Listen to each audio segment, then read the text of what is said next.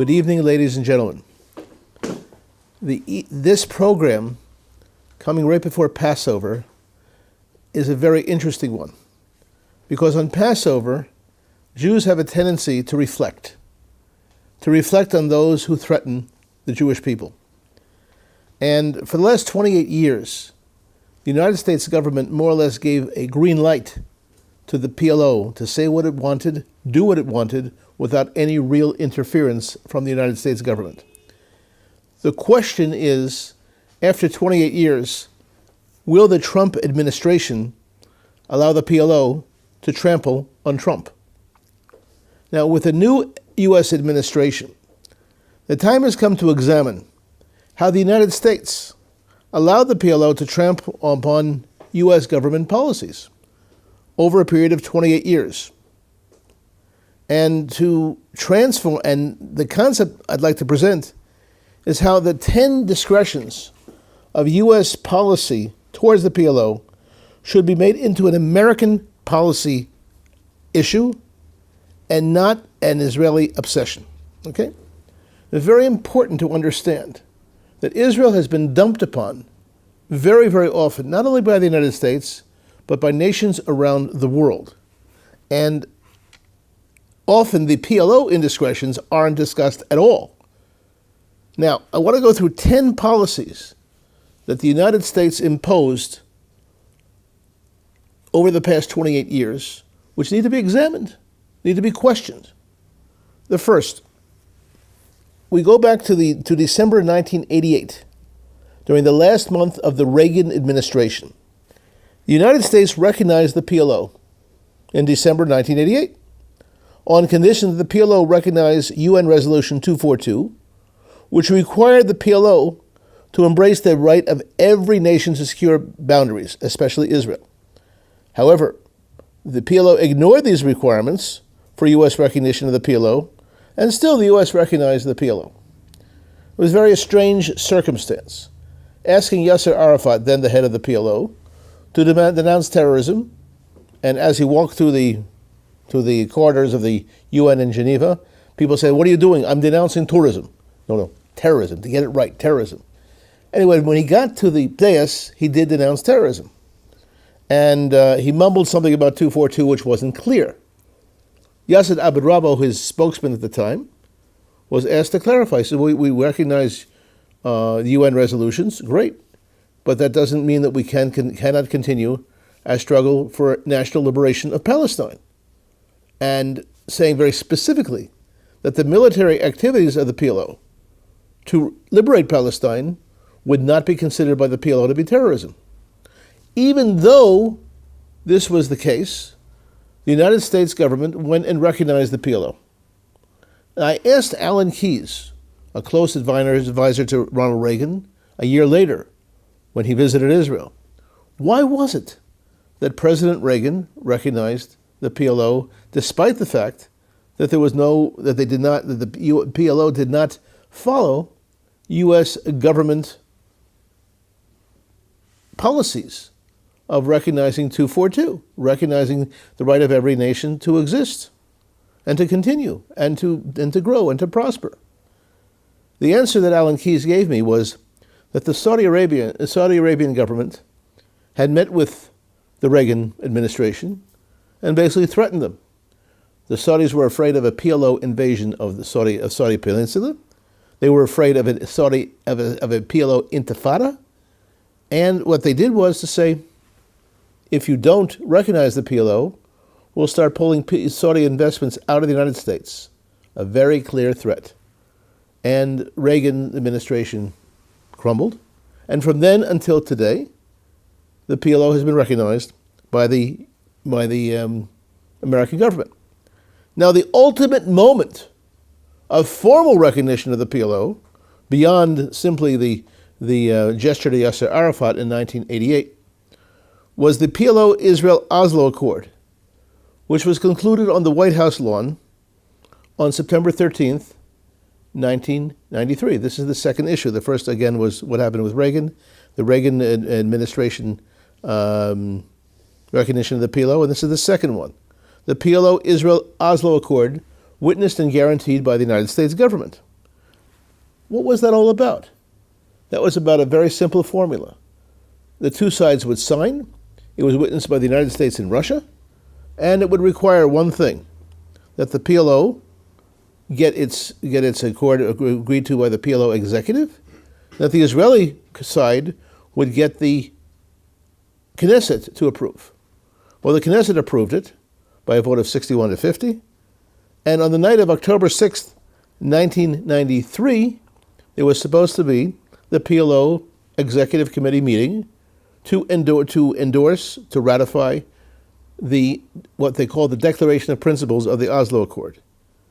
One Israeli correspondent was present, whose name was Pinchas Inbari, still is Pinchas Inbari, from the newspaper known as Al Mishmar, left-wing associated newspaper, and he went into the corridor, asked Arafat, "Where's the meeting?" He says, "We're not going to have a meeting. I can't get a quorum." Therefore, the Oslo Accord, known as the DOP, was never ratified.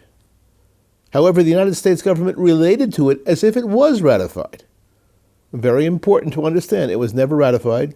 Therefore, what's called the Oslo process lasted from August 20th, 1993, when there was initialing of the DOP in Oslo, and then the signature of both the leaders of both sides on the White House lawn, September 13th, 1993, and on October 6th, 1993, there was no ratification of the accord.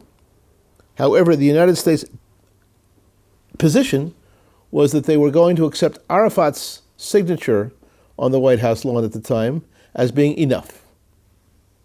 And any challenge to that was not accepted. Those of us in the world of journalism who put letters to the American embassy about this issue were just ignored. No answer. Again, in Israel today, there is a word called ki'ilu, as if. They're acting as if it exists. It doesn't exist. So that's the second issue. The third issue is the U.S. made a gesture to allow the PLO to open an embassy in Washington, D.C. in 1995. However, the United States Congress passed a law that until the PLO met the requirement of U.S. law to cancel the PLO covenant to destroy Israel, they would not be allowed to open a PLO embassy in Washington. So on April 24th, 1996, the PLO gathered made a gathering of the PNC, the Palestine National Council, our agency. At the time, we had the Israel Resource News Agency. We still do. We hired a crew to go there, and the crews weren't working that day because it was Israel Independence Day. So we had the one crew there. And what we witnessed was a sleight of hand situation by Arafat. The day before, his American advisors had given the American press a statement that everything would be okay. They would cancel the PLO covenant. That would be the purpose of the PNC meeting. However, at that session, there was a cancellation, not of the covenant, but of the intent to cancel the covenant. There was a new memo that was put out by Arafat. We have this on video very clearly, saying that we can only muster the support to create a committee to consider the cancellation of the covenant to destroy Israel. As a result, what happened? It was ignored by the United States government. The United States government, instead of understanding that the PLO had not canceled its its accord, instead what did it do? It ignored it and made it look like as if it happened. Now, our agency sent a video, at that time we were dealing with VHS videos, to Martin Indyk, who was then the U.S. ambassador to Israel, and it was a very clear message we sent with the memo, together with a man named Professor Yoshua Porat, a very distinguished left-wing associated professor of Middle Eastern Studies, one of the academic experts on the Palestinian Arab history, who went through the protocols of the meeting that took place and showed that there had been no cancellation of the covenant. However, that was ignored by the United States government, and the PLO anyway was allowed to open its embassy. No one in Israel wanted to challenge the American government decision. Very important to understand what happened here. The American government made a very clear law, etched in stone, that no PLO embassy would be allowed. No member of the PLO would be allowed to step foot in the United States outside of course, the United Nations, and until and unless the covenant was canceled. But they did so anyway. Number 4, the United States made a decision to allow Hamas to function in U.S.-funded schools.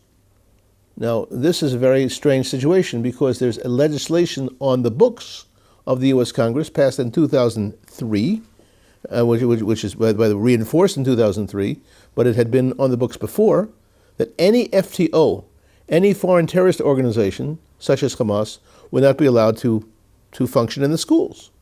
However, they allowed it to happen. Condoleezza Rice, later who became Secretary of State, said very clearly that even if they're on the payroll of U.S. government-funded agencies, they would be allowed to function. And Condoleezza Rice asked that the PA, which was Palestinian Authority, which was having elections, would be able to absorb the Hamas despite their FTO, foreign terrorist organization status.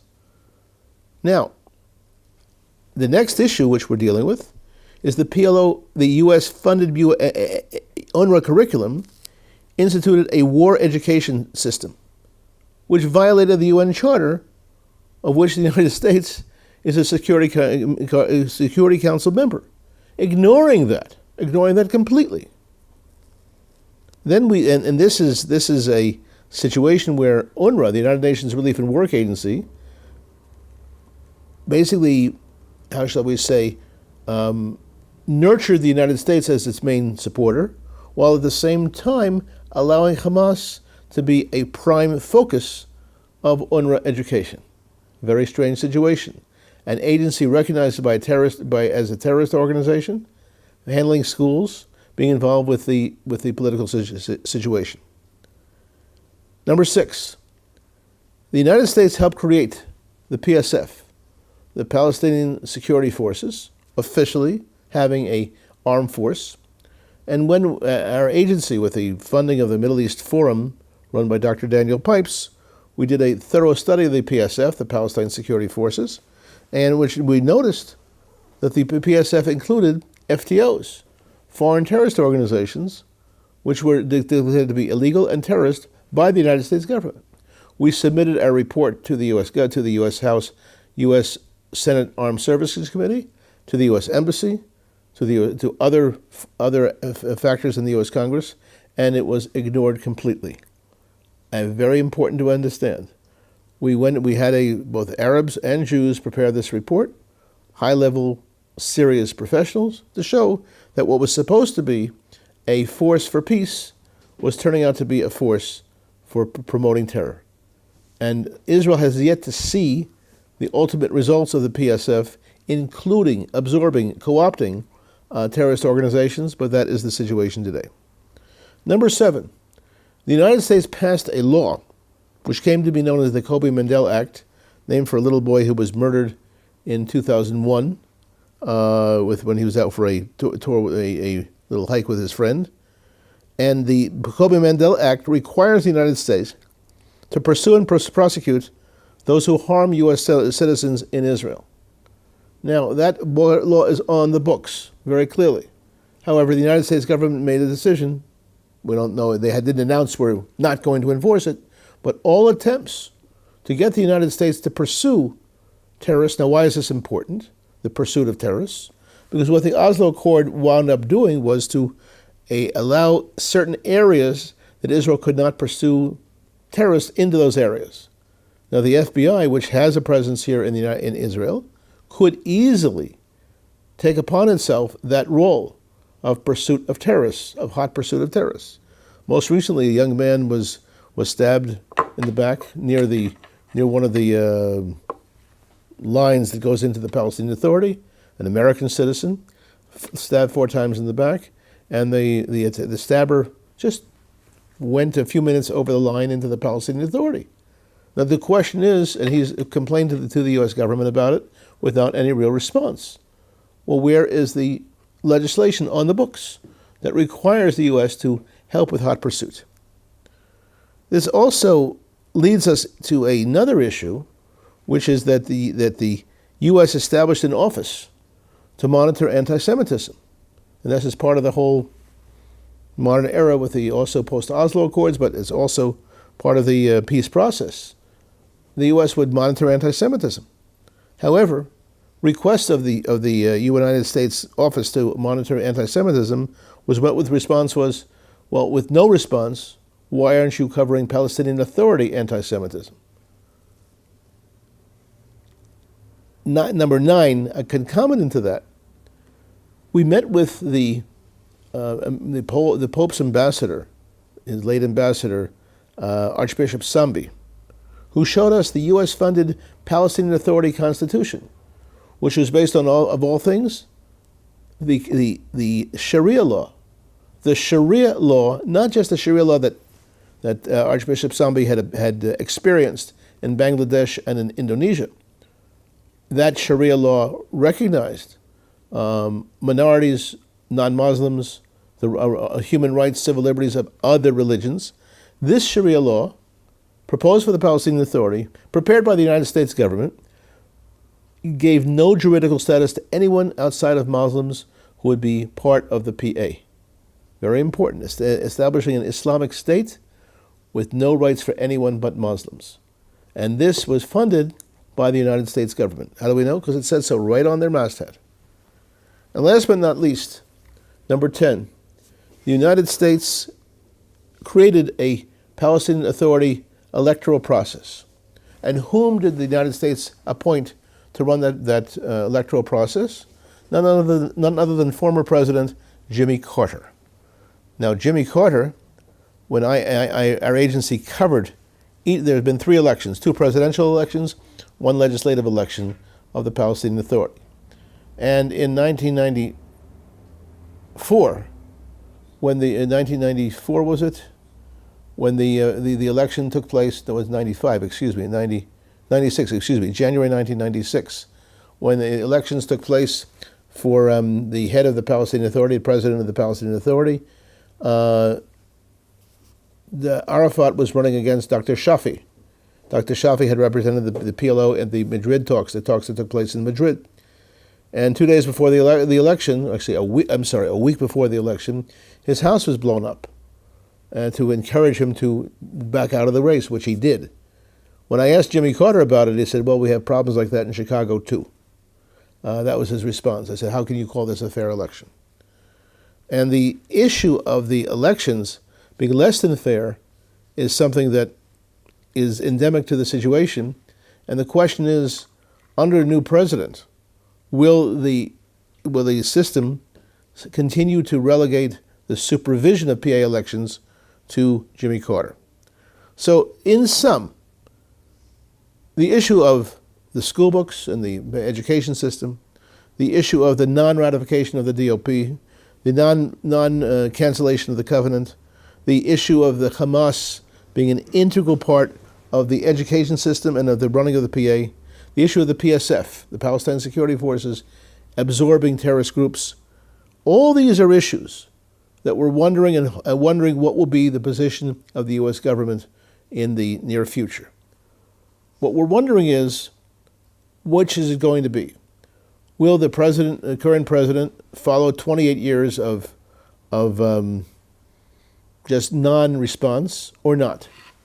We had an indication of his policy in early February when President Trump conducted a press conference in the presence of the Israeli Prime Minister, and he said, I've seen those school books. This education is wrong.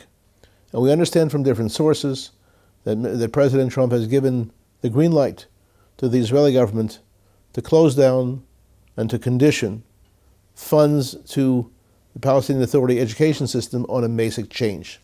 So we are witnessing some change, and we'll see what happens. All I can say is, as we're watching the situation develop, we most recently saw that UNRWA, the United Nations Relief and Work Agency, spread a rumor or a piece of information that they are reforming their schools.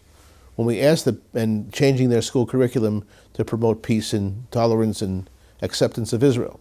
However, when we met with the people from the Palestinian Ministry of Education, which gives the books and the content of education to the PA, to UNRWA, we discovered that there was no change. But what was changed was the impression they left with the president and with the U.S. Congress, with other factors. So there you have it. The question we have is, will the Trump administration allow the PLO to trample on Trump? Time will tell.